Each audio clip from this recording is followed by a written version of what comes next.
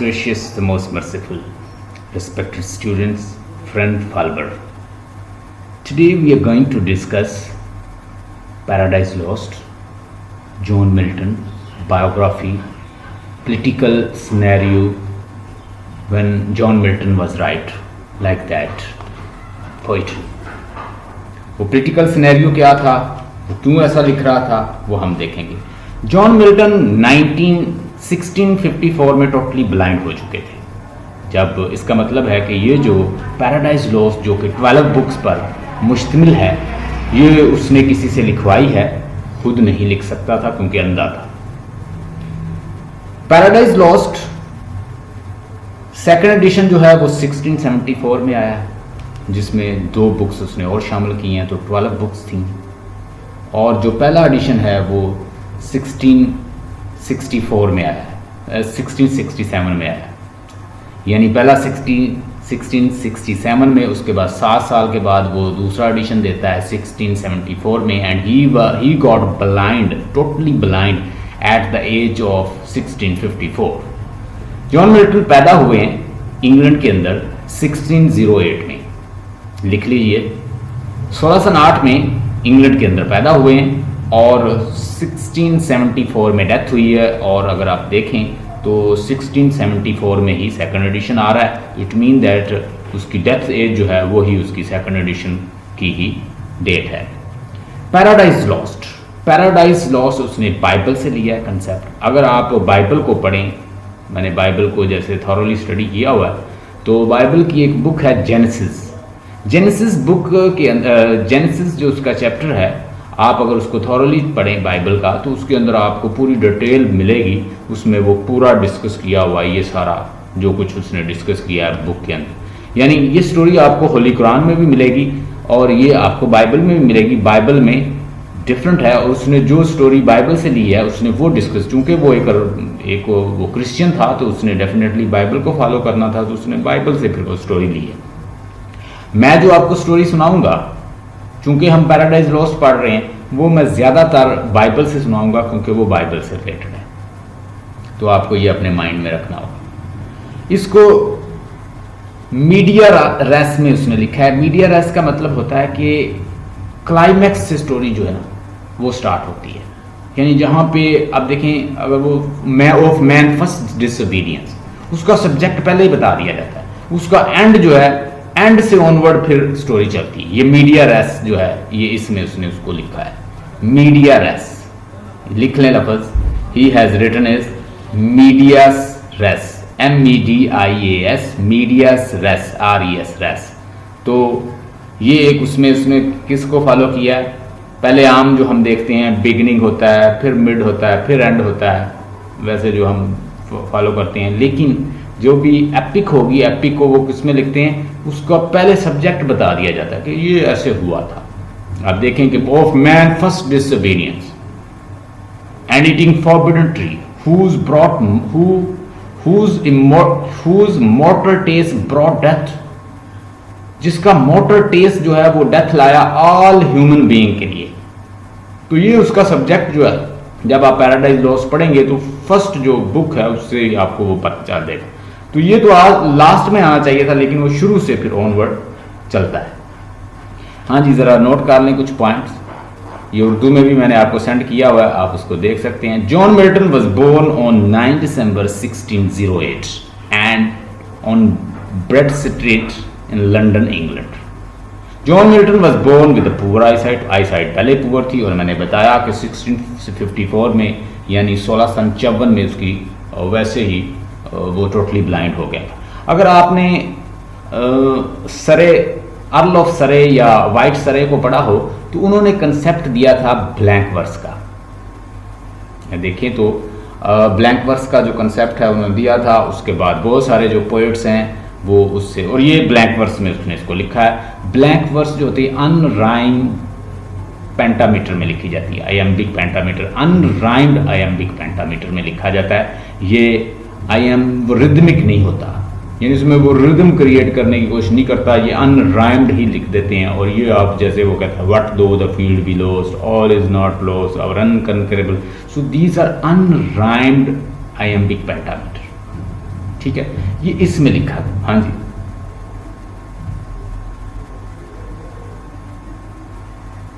Yes, यानी इसमें कोई रिदम फॉलो नहीं किया जाता। और वैसे भी जो एपिक होती है वो क्या होती है, स्टोरी होती है, लॉन्ग स्टोरी होती है इन नरेशन फॉर्म, यानी आप नरेट करते जाते हैं। जैसे होमर और वर्जिल जो हैं वो इसके बानी हैं, यानी उनसे ये आई है।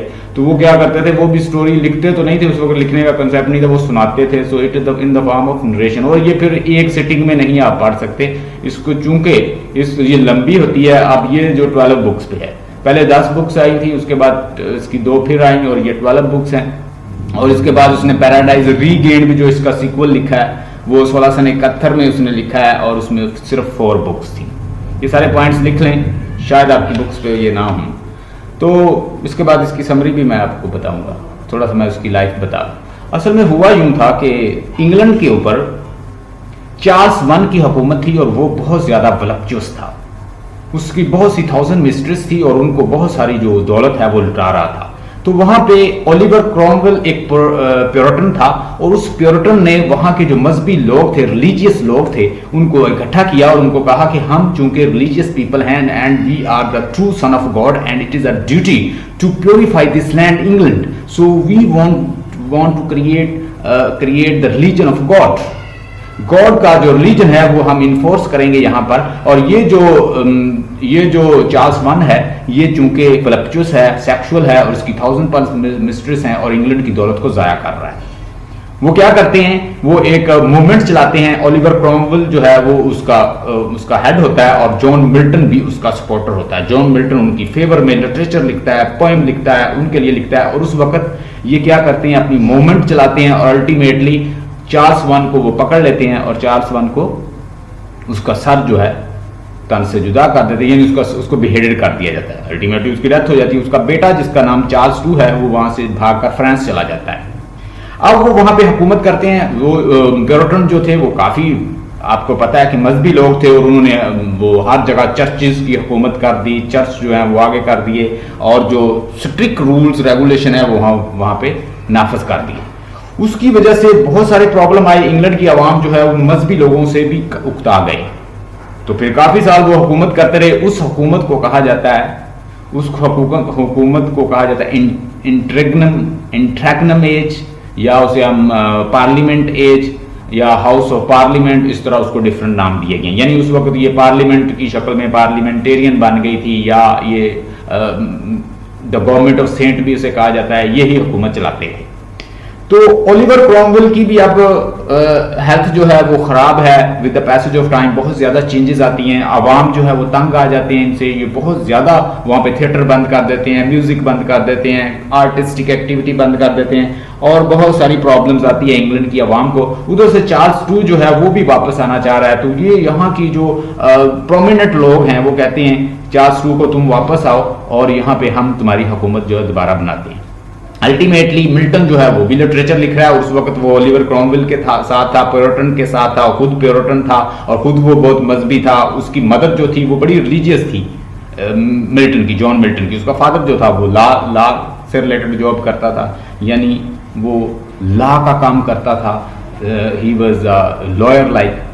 तो अब उसके पास नॉलेज तो बहुत है। वो इसके ओलिवर क्रॉमवेल के लिए वर्क करता, वो इटली जाता, वो साथ वाले कंट्रीज में जाता, उनको विजिट करता, उससे उसने मजीद नॉलेज भी हासिल किया। लेकिन व्हाट हैपेंड, जब चार्ल्स II जो है वो वापस आता है, चार्ल्स II उस पे हुकूमत उनके ऊपर हमला करता है, और उधर से फ्रांस से कुछ हेल्प लेता है। कुछ जो प्रेजेंट जो लोग होते हैं इंग्लैंड के वो भी खिलाफ हो चुके हैं, और अल्टीमेटली इन प्योरिटन का जो है तख्ता जो है वो उल्ट दिया जाता है। अब वो चार्ल्स II जो है वापस आ गया, उसको कहते हैं रिस्टोरेशन एज।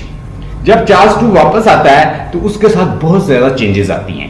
इन प्योरिटन को पकड़ा जाता है, इनको जेल में डाला जाता है, और मिल्टन भी चूंकि एक प्योरिटन था और वो भी लिख रहा था लिटरेचर। जब इसको विजिट किया जाता है तो ये उनको कहता है अपने घर के सामने, ये वापस अपनी कॉटेज में कहीं चला जाता है, पीछे जहां कहीं पहले रहता था, तो वहां पे अपने वो बाहर लिख के लगा देता है कि भाई हम तो पोएट हैं, हमारा किसी के साथ कोई लड़ाई नहीं है ना, हमारा किसी, हम तो लिखते हैं जस्ट। तो उसके बाद चार्ल्स II ये फैसला करता है कि चूंकि प्योरिटन्स खत्म नहीं किए जा सकते, तो हम प्योरिटन्स को आम माफी का ऐलान करते हैं। तो उसमें मिल्टन भी फिर आ जाता है, इसे आम माफी तो मिल जाती है।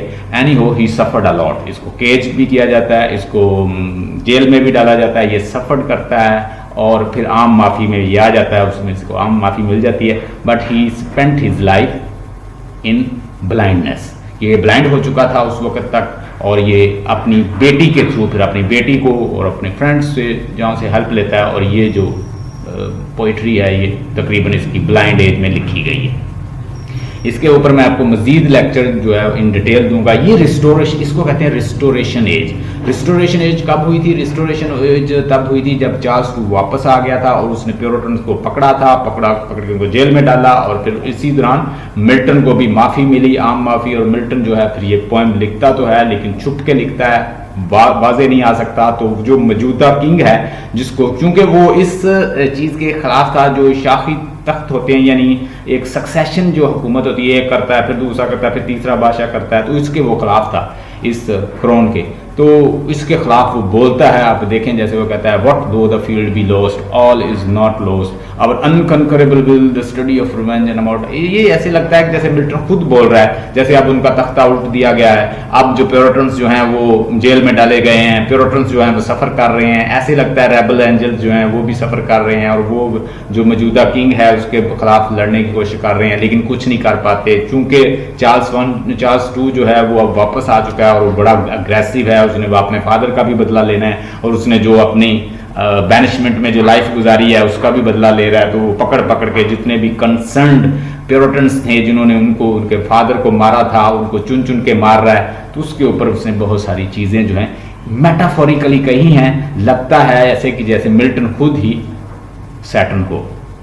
तो बहुत सारे क्रिटिक्स ने ये भी लिखा है कि मिल्टन जो है हिमसेल्फ एक सैटर्न, अपना सैटर्न इसका माउथ पीस है। अब जरा पॉइंट्स लिखती जाएं। A lifelong student, his schooling started at home under the tutor Thomas Young before he went to read the work of Homer and Virgil in Greeks and Latins and the St. Paul's School in London. St. Paul's School में London में इसने तालीम हासिल की है, वहाँ इसने Greek Latin सीखी है, होमर वर्जिल के वर्क को पढ़ा है। उस वक्त जो है ग्रीक लैटिन का बड़ा नाम था, ये तो आज बन गई इंग्लिश, उस वक्त लिंगुआ फ्रैंका ये ग्रीक लैटिन होती थी। He entered Christ College Cambridge in 1625, यानी 1625 में ये क्राइस्ट कॉलेज जो कैम्ब्रिज है वहाँ एंटर्ड हुआ है। वहाँ ही got admission with the intent to become a minister. वहाँ ये मिनिस्टर, ये क्या बनना चाहता था? ये बेसिकली प्रीस्ट बनना चाहता था। इसकी विश थी, क्योंकि इसकी मदर जो थी वो बड़ी रिलीजियस थी, and she was very interested to teach him religious book Bible, and she taught him lot of ideas. Therefore he used to be called in his college life, people call him Lady Christ, क्योंकि लंबे लंबे बाल रखे हुए थे, ये बड़ा influence था। ये प्रीस्ट और जैसे पादरी नहीं होते, ये पादरी बनना चाहता था। इसकी मदर ने उसे बड़ा इन्फ्लुएंस किया, वो एक रिलीजियस खातून थी। तो ही also learn French and Italian, उसने फ्रेंच और इटालियन सीखी, और इसने लंबे लंबे बाल रखे हुए थे। लोग इसको अक्सर दूर मजाक करते कि लेडी क्राइस्ट आ गई। He traveled many countries and met many prominent men of the time, including the Galileo Galilei. Galileo Galilei को ये पर्सनली मिला हुआ है, यानी उस वक्त ये मौजूद था 1564 से 1642, यानी गैलीलियो गैलीली की ये एज है। और अगर मिल्टन की अगर आप एज देखें तो ये 1608 में पैदा हुआ है, 1674 में डेथ हुई है, तो इसका मतलब है कि उस एज में गैलीलियो मौजूद था, ये उससे मिला है। England was in a great state of unrest life time, जैसे मैंने पॉलिटिकल अनरेस्ट बताई कि पहले वो चार्ल्स I जो था वो बड़ा बलपचूस था, और वो इस तरह का सेक्सुअल किंग था। उसने 1000+ मिस्ट्रेस थी, उनको चीज़ें देता था, हाइप देता, इंग्लैंड का नुकसान कर रहा था। प्योरिटन्स और दूसरे लोग जो हैं उनको, जो पैट्रियट्स थे, उन्होंने कहा कि ये अच्छा काम नहीं कर रहा, इंग्लैंड की दौलत को ज़ाया कर रहा है, तो उसके खिलाफ मूवमेंट चलाते हैं। अल्टीमेटली उसे पकड़ा जाता है और उसको केज किया जाता है, उसे बीहेडेड किया जाता है। चार्ल्स II दौड़ जाता है फ्रांस, और फिर वो जब इनसे तंग आ जाते हैं, देखिए ना, हर चीज़ जैसे वो विजन जो है, विजन बाय W.B. यीट्स, हमेशा दो ताकतें होती हैं। एक ताकत जो होती है वो सर उठाती है, वो पावरफुल होती है, वो दूसरी को कुचल लेती है। लेकिन जो ऊपर उठ रही होती है ताकत, जब उसको मौका मिलता है तो वो उसको कुचल देती है। यहाँ भी W.B. यीट्स को हम डिस्कस कर सकते हैं अगर मिल्टन के बारे में वो पूछेंगे। England was in a great state of unrest during his life time. Milton took the side of the puritan. Milton चूंकि एक प्योरिटन था, एक मजहबी था, और वो कहता था कि ये ट्रू सन ऑफ गॉड हैं और they are doing good work because they want to enforce religion in our country, so they should follow. और तो उन प्योरिटन्स ने क्या किया, म्यूजिक बंद कर दिया, थिएटर बंद कर दिया, जो राइटर्स जो थे उनको बंद कर दिया, यानी उनको लिखने से मना कर दिया। और ये सारे जैसे सिनेमा हॉल और ये चीज़ें जैसे हमारे यहाँ पे मजहबी लोग बंद करवा देते हैं, तो ऐसे वो करते थे। Took the side of the puritan, इसने प्योरिटन का साइड लिया। Rejected the popular politicals and the religious belief, adopted an anti royalist attitude against the king Charles one, और चार्ल्स वन के खिलाफ फैसला करता है और उसके खिलाफ लिटरेचर लिखता है। और शुरू से इसे ब्लैंक वर्स में लिखने का बड़ा शौक था। मिल्टन जो था प्रीस्ट बनना चाहता था, शुरू से पोइट्री करता था, कॉलेज लाइफ में पोइम लिख दी थी इसने, और इसने इसे ब्लैंक वर्स में लिखने का बड़ा शौक था। फ्री, यानी बगैर किसी रिदम के, बगैर किसी राइमिंग स्कीम के आप लिख सकते हैं ब्लैंक वर्स को। तो इसका बानी कौन था, वाइट सरे जो है, सरे जो था उसने ब्लैंक वर्स इंट्रोड्यूस करवाया था। और बाद में देखें किस किस ने इसको ब्लैंक वर्स को अपनी पोइट्री में शामिल किया, वर्ड्सवर्थ में शामिल किया, सैमुअल टेलर कॉलरिज ने शामिल किया इसको ब्लैंक वर्स को। प्लीज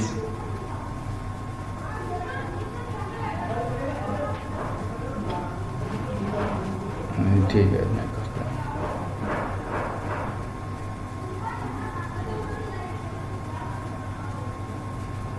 यस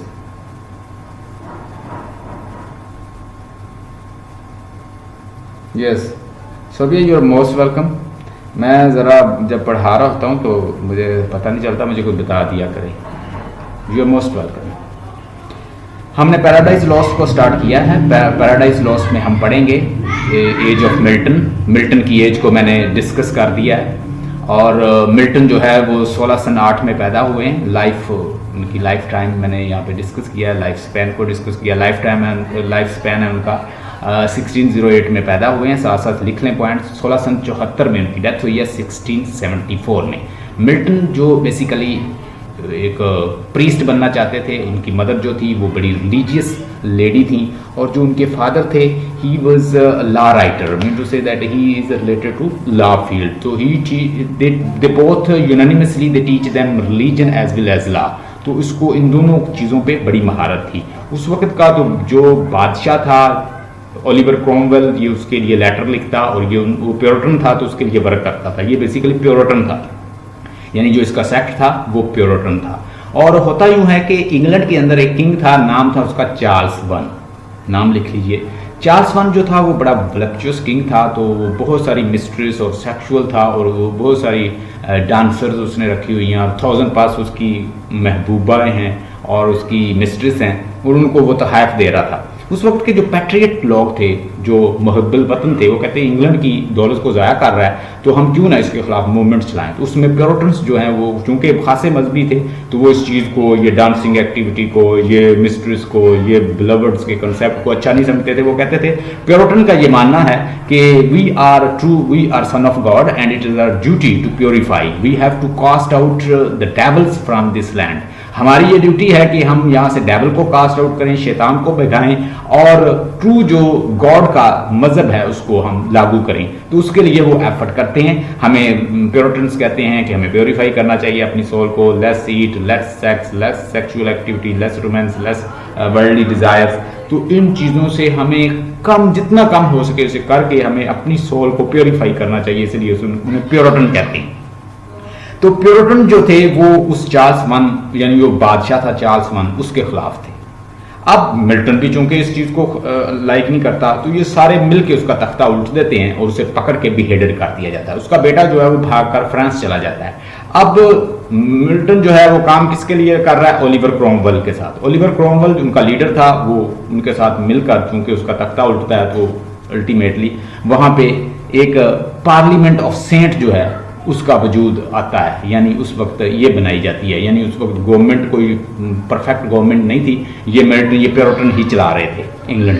तो उसकी वजह से ये बहुत सारी पाबंदियां जो है उनके ऊपर इम्पोज कर देते हैं। मसलन कि आपने यहाँ पे थिएटर नहीं चलाना, आपने म्यूजिक नहीं, आप पोइट्री नहीं, आप less eat, less sleep, maximum prayers, और गो टू द चर्चेज। और वो इंग्लैंड के लोग आपको पता है बड़े मॉडर्न, और वो जो है इनसे तंग आ जाते हैं। जब इनसे तंग आ जाते हैं तो वो अल्टीमेटली वहां से कुछ जो हामी होते हैं चार्ल्स टू के, उसके फादर को जो भी हेडेड किया है, तो डेफिनेटली वहां पे एक, जैसे मैंने बताया था कि दो ताकतें हमेशा होती हैं, जैसे W.B. यीट ने कहा था कि हर कंट्री के अंदर हमेशा सिविलाइजेशन जो है वो इस तरह होती है कि एक जो है जो एक ताकत को दबा लेती है और एक जो ऊपर आ जाती है।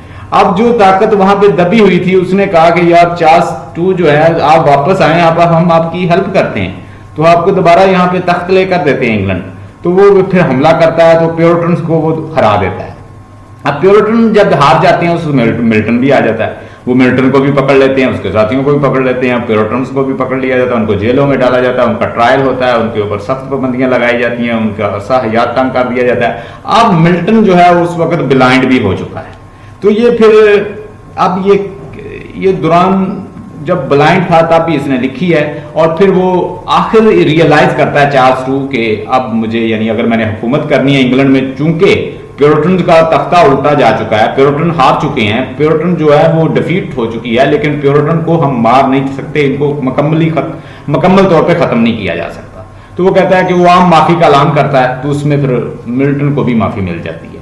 तो यानी हो मिल्टन जो है लिखता तो है what though the field be lost all is not lost, लेकिन वाजे बात नहीं करता, क्योंकि किंग जो है चार्ल्स टू जो है वो अब बादशाह है। ठीक है, वो कहता है to reign in hell is better than to serve in heavens. What though the field be lost, O pit of the hell, receive thy new possessor, one who has brought the mind, never to be changed by place or time. यानी चाहे उसे आप jail में डालें, चाहे कुछ भी करें, मैं ऐसा हूं कि जो ना जगह से बदलता है ना टाइम से बदलता है। कभी हम यानी हुकूमत करते थे प्योरिटन, अब ये यानी ये जो लाइफ है ये ऐसे लगता है कि मिल्टन की अपनी रिफ्लेक्शन है पैराडाइज लॉस्ट। कोई बहुत सारे लोग जो हैं उन्होंने क्या लिखा है इसके बारे में कि Milton is in each and every line of the paradise lost, कि मिल्टन ने मेटाफोरिकली कोई और बात की है, इसके सरफेस मीनिंग और है, एपरेट मीनिंग कुछ और नजर आते हैं। तो इस तरह ये पैराडाइज लॉस्ट के बारे में भी क्वेश्चन होगा कि भाई इसका रियल हीरो कौन है, इसका माउथ पीस कौन है, ये मिल्टन ने क्यों ऐसे लिखी है। तो फिर हमें ये चीजें डिस्कस करनी पड़ेगी। जॉन मिल्टन 9 दिसंबर 1600, अगर आप ओपन करें अपनी असाइनमेंट जो मैंने आपको सेंड की हुई है उसे ओपन कर लें, उर्दू में भी है, इंग्लिश में भी है, दोनों में आप पढ़ सकते हैं। John Milton was born on 9 December 1608 on Bread Street in London, England. John was born with a poor eyesight poor थी, और मैंने बताया कि 1654 में 1654 तक ये टोटली ब्लाइंड हो गया था। A lifelong student, his schooling started at the home under the tutor Thomas Young. Before he went to read the work of the Homers and Virgils in Greek and Latins in St. Paul's School in London. यानी इसने Greek, विर्जल और Homer इसके work को totally पढ़ा हुआ है। इसका मतलब लैटिन ग्रीक्स का भी माहर था, और इसने इटली और फ्रांस और इस तरह के कंट्रीज को विजिट किया हुआ है। He entered Christ College Cambridge in 1625। 1625 में ये वहां जाता है और इसका इरादा था कि वो वहां पे प्रीस्ट बने। ही also learn the French in Italian. जब ये कॉलेज में था तो इसने लंबे लंबे बाल रखे हुए थे, लोग इसे अक्सर कहते हैं कि लेडी क्राइस्ट आ गई, लंबे लंबे बाल। He traveled many countries and met many prominent men of the time, including the Galileo Galilei. यानी गैलीलियो गैलीली से ये मिला हुआ है। 1664 1642 जो उसकी लाइफ है तो वो बताई हुई है। तो मिल्टन की लाइफ है, याद रखें, 1608 में पैदा हुआ है और 1674 में डेथ हुई है मिल्टन की। England was a state of the unrest during his life time. मैंने जैसे पूरी पोलिटिकल लाइफ आपके सामने डिस्कस कर दी है कि पहले चार्ल्स वन था, चार्ल्स वन वहाँ का बादशाह था, चार्ल्स वन के वहाँ होते बड़ी वलप्चुअस लाइफ थी, बड़ी उसने एक अनरेस्ट, पोलिटिकल अनरेस्ट बनाई हुई थी, और he was enjoying, he was just spreading money here and there, spending money here and there, having 1,000 plus mistresses. He was wasting money of England, and that is why all people collected together and they launched a movement against Charles I. And Charles I was ultimately caught and beheaded, और उसको beheaded कर दिया गया था। इसके ऊपर detail lecture मेरा YouTube पे शायद पड़ा हो, वो भी मैं शेयर करूंगा। Milton took the side of the Puritans, rejected popular politicals and religious belief. उसने वो रिलीजियस बिलीफ जो है पॉपुलर था उसके खिलाफ भी लिखा, जो गलत लोगों का बिलीफ था। आपको पता है कि रोमन कैथोलिक्स जो हैं और दूसरे जो चर्चेज हैं, ये प्योरिटन्स जो हैं ये थोड़ा सा उनसे डिफरेंट हैं। हमारे भी बहुत सारे जो सेक्ट्स हैं वो दूसरे से मुख्तलिफ हैं। तो प्योरिटन ज़्यादा थोड़े से और एक्सट्रीम किस्म के believer. Adopted an anti royalist attitude against the king Charles one, और चार्ल्स वन के ये खिलाफ था और उसके खिलाफ इसने लिटरेचर भी लिखा है। Throughout he lived a life of the rebel under the reign of the Charles one, और चार्ल्स वन की के दौरान चूंकि ये उसके खिलाफ लिखता था तो ये रेबल भी रहा है उसकी रीन में। एंड चार्ल्स टू जब उसका बेटा आता तो फिर भी। Milton begins teaching and joined the cause to reform the church.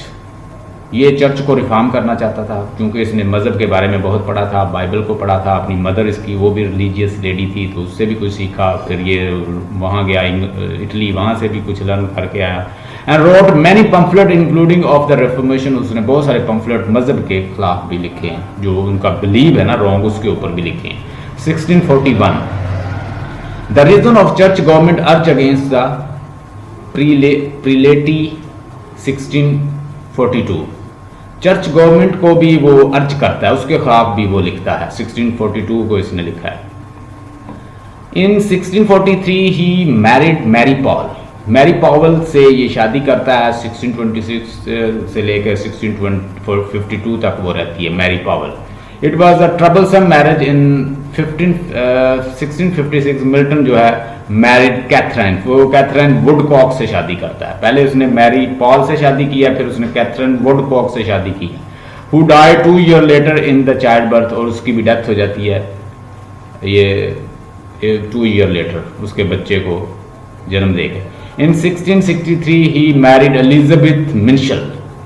Elizabeth मिंशल इसका मतलब इसने 3 शादियां की है। पहली जो है उसको वैसे छोड़ जाती है, दूसरी से करता है, उसकी डेथ हो जाती है। फिर तीसरी जो एलिजाबेथ मिंशल है, नाम याद रखें, पहली का नाम है मैरी पॉवल, दूसरी का कैथरीन वुडकॉक और तीसरी का मिंशल। पहली छोड़ गई, दूसरी मर गई और तीसरी जो है वो उसके साथ ही शादी होती है इसकी। 1638 से 1727 तक वो रहती है और उसकी भी डेथ हो जाती है। In 1649, after the death of the King Charles I, Milton was appointed the Cromwell. Oliver Cromwell का मैंने अभी जिक्र किया, वो उनका हेड था प्योरिटन्स का। वो उसको चूंकि ये उसके लिए लिखता था, वो उसे लाइक करता था, तो मिल्टन को वो अपॉइंट कर लेता है Cromwell's Latin Secretary of the Foreign Affairs and wrote many pamphlets in defense of the Commonwealth। और वो उसकी हुकूमत के लिए बहुत कुछ फिर लिखता है क्योंकि ओलिवर क्रॉमवेल लीडर था।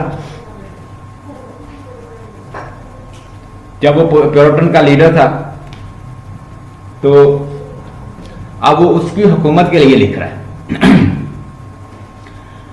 The intense work of the translating and writing created much pull on his eyes. जब वो इतनी मेहनत करता है रात दिन तो उसकी आंखें जो है पहले ही वीक थी वो और वीक हो जाती हैं। तो 1652 से ये ब्लाइंडनेस की तरफ जाता है और अल्टीमेटली 1654 तक टोटली ब्लाइंड हो जाता है। By 1652 he was entirely blind, but it seemed that Milton was not grieved by the loss of sight. After the death of the Cromwell and the restorations of the King Charles II, जब वो restoration as आता है, king अगर आप पढ़ें तो ये बड़ा मशहूर है रिस्टोरेशन एज कैसे आया था, क्या हुआ था। तो रिस्टोरेशन एज में ये हुआ था कि अब चार्ल्स II वापस आ गया है और वही गवर्नमेंट जो छीनी थी चार्ल्स I से अब चार्ल्स II ने वापस ले ली। और चार्ल्स II ने सारे मिल्टन के साथियों को जितने भी प्योरिटन्स थे, प्योरिटन की डेथ, बहुत सारे प्योरिटन्स के लीडर वैसे मारे गए, कुछ पकड़े गए और ओलिवर क्रॉमवेल की भी डेथ हो गई थी। और जो प्योरिटन्स की हुकूमत थी वो क्रम्बलिंग कंडीशन में थी। जब क्रम्बलिंग कंडीशन में थी, जब लीडर की ही डेथ होगी तो वो पीछे रह कुछ नहीं गया। In Charles II 1660 Milton retired from the public life, और मिल्टन भी अब रिटायर हो चुका है as band defender of the commonwealth, और उधर से भी बैन लग गया। He did hid himself from the King Charles Lawlist and some of his book were burned। अब वो सारे इसको पकड़ लेते हैं और वो उनसे छुपता फिरता है और इसकी किताबों को भी जला दिया जाता है जो इसने सारा लिटरेचर उस बादशाहों के खिलाफ लिखा था। The Great Fire of London in 1666 destroyed the Bread Street house where he was born and that he had inherited from his father। जो इसका ब्रेड स्ट्रीट में घर था ना लंदन में, वो भी जला देते हैं लॉलिस्ट जो होते हैं चार्ल्स II के जितने भी हामी होते हैं। तो इसकी वजह से फिर इसे बड़ा नुकसान होता है कि वो इसका घर तक जला देते हैं। और ड्यूरिंग द प्लेग, उसके बाद ही the great fire of London, जब वो वहाँ पे फसाद होता है और वो इसका घर भी जलाया जाता है। During the plague years he left London and sheltered himself in village, और चूंकि इसका घर ब्रेड स्ट्रीट में चला दिया गया तो ये पीछे अपने विलेज में चला जाता है, वहाँ इसका एक कॉटेज होता है, वहाँ रहता है, मैंने पहले भी डिस्कस किया। In village he gardens are now a museums, अब इसके घर को म्यूजियम बना दिया गया है। It was here that Milton prepared for the publication, और वहाँ पे ही वो प्रिपरेशन फिर करता है, छुप के पैराडाइज लॉस्ट लिखता है, और उसमें वो वाजे तो नहीं फिर कर सकता चूंकि वो पोएट है, तो वो फिर छुप छुपा के अपनी जो बात है वो बड़ी अंदाज से कर दी, किसी छुप के कर दी बात के, वो वाजे बात, इम्प्लीसिट बात कर देता है, एक्सप्लीसिट वो क्रिटिसाइज नहीं करता।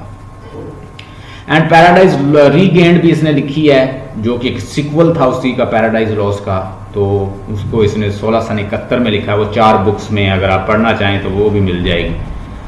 Which also include in his poetic drama wherein he reflected his own life once again under the monarchy. John Milton died on 12 November 1674 in Artillery Row, London, and now rests with his fathers in the Church of St. Giles, London.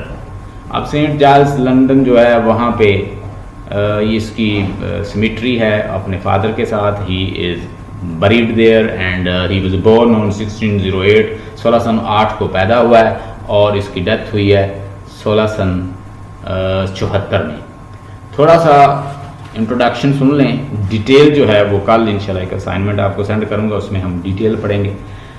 Paradise lost, चूंकि ये story आपको Holi Quran में भी मिलती है और यही हमें बाइबल में मिलती है। ये चूंकि बाइबल से मुतासर था, बाइबल का ही स्टूडेंट है, बाइबल का ही फॉलोअर है, तो ये बाइबल की सुनाएगा।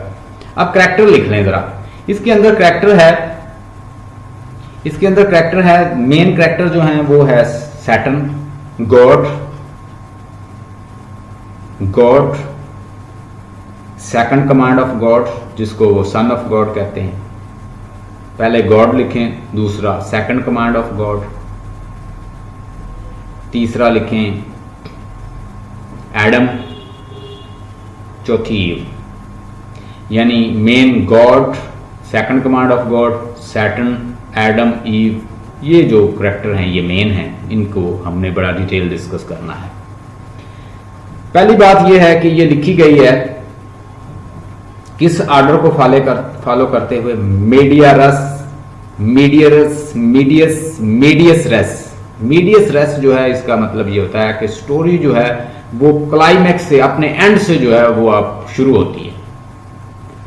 Of man first disobedience and the taste of the mortal tree, forbidden tree, whose mortal taste brought death to all the world। और जो मोर्टल टेस्ट था उसका फॉरबिडन ट्री का, वो डेथ लेकर आया पूरी इंसानियत के लिए। तो ये जो है ना, ये असल में एंड में आना चाहिए था, लेकिन ये स्टार्ट वहां से होती है। इसको कहते हैं मीडियस रेस का मतलब होता है कि जो एंड होता है वहां से स्टोरी शुरू होती है। स्पेशली ये मीडियस रेस में जो लिखी जाती है। अनराइम्ड पेंटामीटर है इसका, यानी ये फ्री वर्स है, इसमें कोई इसमें राइमिंग स्कीम को फॉलो नहीं किया गया, जैसे ए बी हम बनाते हैं, ठीक है।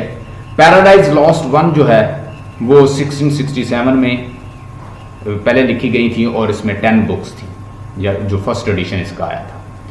7 साल के बाद मिल्टन जो है वो सेकंड एडिशन जो है इसका निकालता है और ये 1674 में ही ये निकलता है, उसी साल इसकी डेथ होती है। आफ्टर 7 ईयर इसने 12 बुक्स जो हैं कर दी, पहले 10 थी, फिर 2 और शामिल कर दी, 12 हो गई। शॉर्टेस्ट बुक जो है इसमें, सबसे छोटी बुक्स लिख लें 7 है, जो 7वीं बुक है वो सबसे छोटी है। जो सबसे लॉन्गेस्ट है, यानी द लॉन्गेस्ट बुक 9, जो 9th है वो सबसे लंबी बुक्स है। इसके सीक्वल में उसने फिर लिखा पैराडाइज रीगेन्ड, 1671 में लिखा इसको, और इसके अंदर 4 बुक्स हैं। 7 पॉइंट्स लिखती जाएं, आपको फायदा होगा। Both book was written when Milton was totally blind. ये काइंडली लिख लें। ये दोनों बुक्स, चाहे वो पैराडाइज लॉस्ट हो, चाहे वो पैराडाइज रीगेन्ड हो, ये तब लिखी गई हैं जब मिल्टन जो है टोटली ब्लाइंड था। इसका मतलब है उसने खुद नहीं लिखी, उसने किसी से लिखवाई है। जैसे अगर मैं नहीं लिख सकता तो मैं किसी से दोस्त से हेल्प ले लूँ, यार तुम मेरी ये किताब जो है मैं बोलता जाऊँगा तुम लिखते जाओ, तो उसने इस तरह लिखवाई है। ठीक है, तो both books were written when he was totally blind. मैंने बताया कि 1652 में वो टोटली ब्लाइंड हो गया था, 1654। उसके बाद और उसकी आईसाइट पहले ही वीक थी। एपिक ट्रेडिशन, एपिक ट्रेडिशन ये है कि वो मीडियरस में लिखी गई है। होमर वर्जिल को उसने स्टडी किया है, लैटिन ग्रीक्स पोइट्स को उसने स्टडी किया हुआ है। पहले उसका बिगनिंग होता है, फिर वो क्लाइमैक्स और फिर एंड होता है, हमने देखा, लेकिन ये एंड से शुरू होगी। ठीक है, ऑफ मैन फर्स्ट डिसोबीडियंस जो है ये जाहिर करता है कि ये उसका सब्जेक्ट है जो उसने सबसे पहले दे दिया है। It is written in a climax and goes toward the beginning and end. यानी पहले उसका क्लाइमैक्स, पहले दिखा देगा जो उसका क्लाइमैक्स होना चाहिए था, उसके बाद फिर बिगनिंग और फिर उसके बाद उसको लेके जाता है ऑनवर्ड। ये आप जब इसको मुझसे अभी समरी सुनेंगे तो आपको पता चल जाएगा। बाइबल की बुक है जेनेसिस, उसके अंदर ये सारी स्टोरी जो है ये एज इट इज मौजूद है और यही स्टोरी है।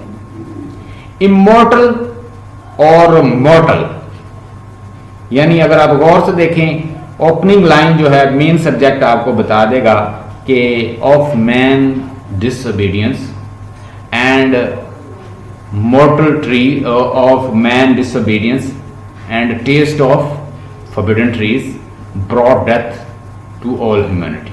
उसका जो मॉर्टल टेस्ट था वो डेथ लेकर आया सारी ह्यूमैनिटी के लिए। इन्वोक द म्यूज, अगर देखा जाए तो हम जितनी भी लैटिन ग्रीक्स की पोइट्री देखते हैं तो वो शायरी की देवी को बुलाते हैं। ठीक है, कि वो म्यूज आए और हमारी हेल्प करे, हम ग्रैंड टास्क करने जा रहे हैं, इस ग्रैंड टास्क को फुल करने के लिए इतनी बड़ी बुक्स लिखना। तो वो फिर ऐसे करते शायरी की देवी को पुकारते। लेकिन वो कहता है कि मैं शायरी की देवी को नहीं पुकारूंगा, मैं किसको पुकारूंगा, मैं हेवनली म्यूज को पुकारूंगा। वही हेवनली म्यूज जिसने हजरत मोसेस को ब्लेस किया था, वही हेवनली म्यूज जिसने क्राइस्ट को ब्लेस किया था। तो मैं ऐसी म्यूज को बुलाऊंगा जो हेवनली म्यूज है, मेरी ऑर्डिनरी म्यूज नहीं है कि शायरी की देवी जस्ट मेरी हेवनली म्यूज, वो मुझे ये बड़ा टास्क करने में मदद देगी। ये हम इसके अंदर डिस्कस करेंगे। आगे मजीद पॉइंट लिख लें। हुआ यूं कि एक यूनिवर्स थी, उस यूनिवर्स, एक पिक्चर बना लें साथ यूनिवर्स लिख लें, ऐसे जैसे चकोर होती है। अच्छा, एक यूनिवर्स थी, उस यूनिवर्स को गॉड ने बनाया। ठीक है, बाइबल कहती है उसको गॉड ने बनाया according to Bible. I am not talking according to holy Quran. Holy Quran is having another view. Holy Quran में जो लिखा है हम उसको मानते हैं और उसमें कोई शक नहीं है, देयर इज नो डाउट है। ये ऐसी किताब है जिसमें कोई डाउट नहीं है। और बुक्स में डाउट हो सकता है, लेकिन there is no doubt because itself testifies. तो हम उसका भी साथ डिस्कस करेंगे। अच्छा जी, बाइबल के अंदर लिखा है कि गॉड ने यूनिवर्स को बनाया और उसने एंजल्स को बनाया। उसने लूसीफर को बनाया, उसने उसके बाद एंजल्स को बनाया, उसने उसके बाद सेकंड कमांड को बनाया, सेकंड कमांड यानी सन ऑफ गॉड को बनाया, और उसके अलावा बहुत सारे एंजल्स जो हैं वो अपनी अपनी ड्यूटीज दे रहे थे। ठीक है, अब जब जैसे ही उसने सेकंड कमांड को बनाया, एंजल्स मौजूद थे, सेकंड कमांड को बनाया, तो कुछ फरिश्ते जो हैं वो उसके खिलाफ हो गए कि सेकंड कमांड की क्या जरूरत है, जब हम जो मौजूद हैं आपकी बात करने के लिए, हर वक्त हम अलर्ट हैं, तो what is the need of creating. तो इसको बनाने की जरूरत क्या है। यानी हम तो ये पुराने पाक को पढ़ें तो उसमें तो लिखा ना एडम को बनाया, तो ये यहाँ पे वो कहते हैं जी सेकंड कमांड को बनाया। ठीक है, ही ट्राई टू किल, कुछ वो खिलाफ हो गए और वो उससे कत्ल करने की कोशिश करते हैं कि हम इसे कत्ल कर देंगे, क्यों बनाया इसको। They wanted to have power, क्योंकि सारी पावर जो थी, नॉलेज जो था, उसने सेकंड कमांड को दे दिया गॉड ने, तो वो इसके खिलाफ हो गए कि भाई ये हमें मिलना चाहिए था। तो उसमें जो लूसीफर है वो सबसे ज़्यादा गुस्सा करता है, जी मैं तो आग से बना हुआ हूँ, ये जो है मुझसे ताकतवर कैसे बन गया, इसको इतना नॉलेज क्यों दे दिया। वो इसके खिलाफ हो जाता है। गॉड जो है उस पे उससे उसका टाइटल छीन लेता है। यानी पहले उसे लूसीफर बड़ा एक फरिश्ता कहा जाता था, अब उससे सिर्फ सैटर्न का नाम मिल गया क्योंकि वो बोला है और वो खिलाफ हो गया गॉड के, और वो सेकंड कमांड को भी चैलेंज कर रहा है, तो इसलिए गॉड ने उससे टाइटल छीन लिया, उसे सैटर्न का नाम मिल गया।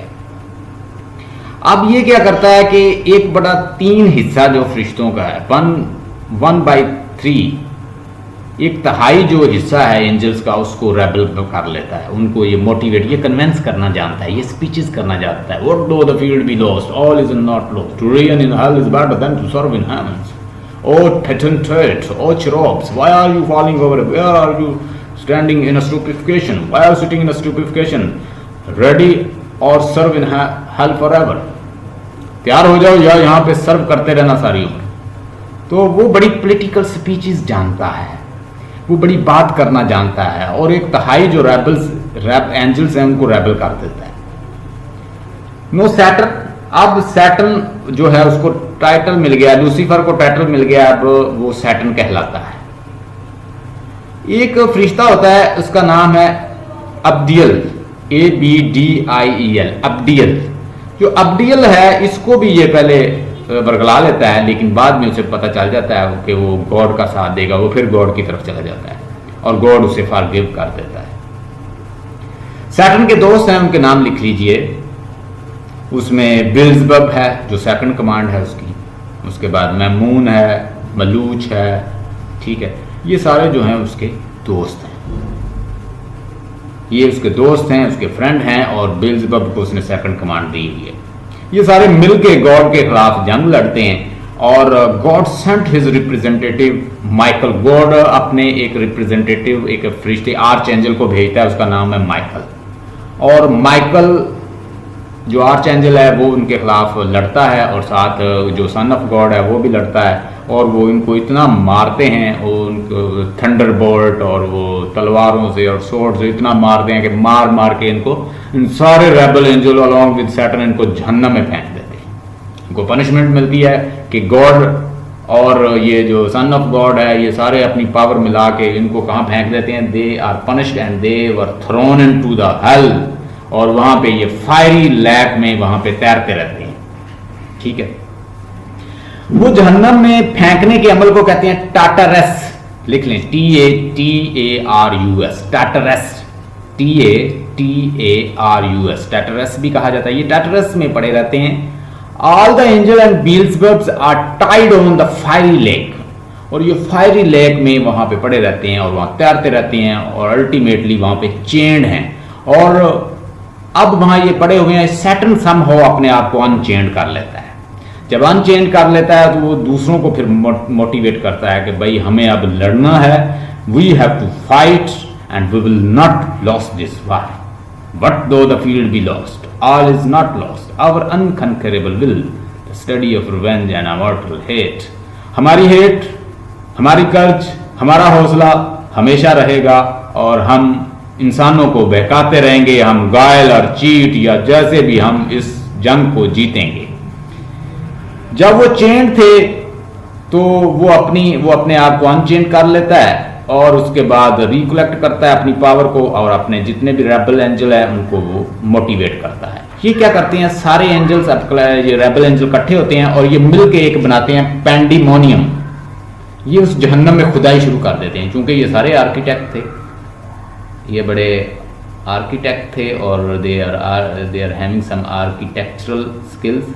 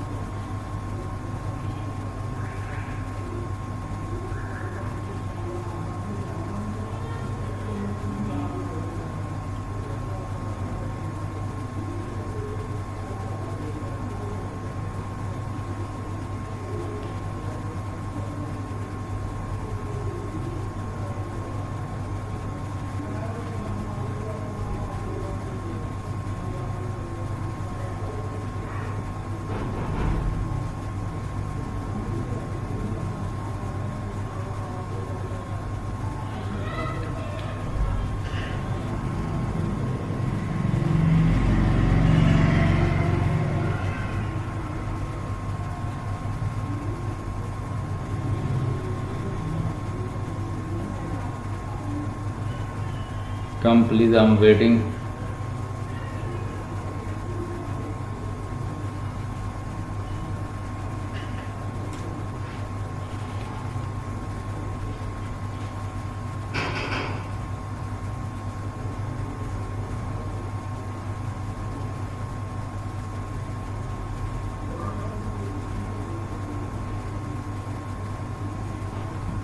ओके, तो इस तरह ये सारे they are artist, they can do their work. So what they do, they are architect. उसमें जो सबसे जो उनमें ज़्यादा आर्टिस्ट है, जो ज़्यादा उनमें वर्क जानता है, एक आर्किटेक्ट है जो सबसे अच्छा, उसका नाम है मल्सीबर.